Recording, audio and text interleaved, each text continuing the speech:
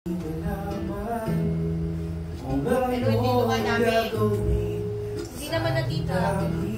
Pili ko mahina yung crabs ko yun. Hindi katulad dati talagang pantal sa buka. Ang delikado kasi dyan, mapag-alalamunan mo. Magpapapicture pa naman kami bukas ng graduation picture. Sabi ko. Sino ka-graduate? Oh? Sino ka-graduate? Siya po.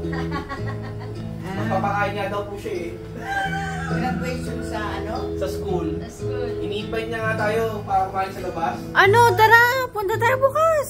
Sa January pa, ay sa June. Sa June, graduation mo?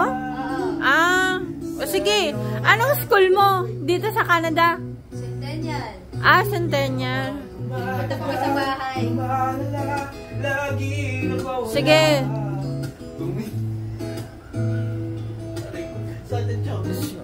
Para hindi rin magtaka yung galit ako.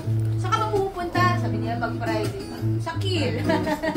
Kasi siyempre, yung kapatid ni Nita Carms yun. Sabi ko, mga ano yun, mga kababata ko sa Marikina. Sabi ko, Kapit bahay ka mo. oo, si Nita Carms.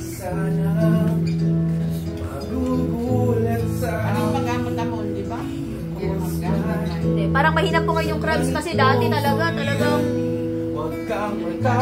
Talagang ma-allergy ka. hindi, yung kulang po 2018 yun yung ano na naman. Tapos yung pumunta po ako dito, yung kung maano ata yung mga seafoods dito, yung basa lang crabs kasi yung unang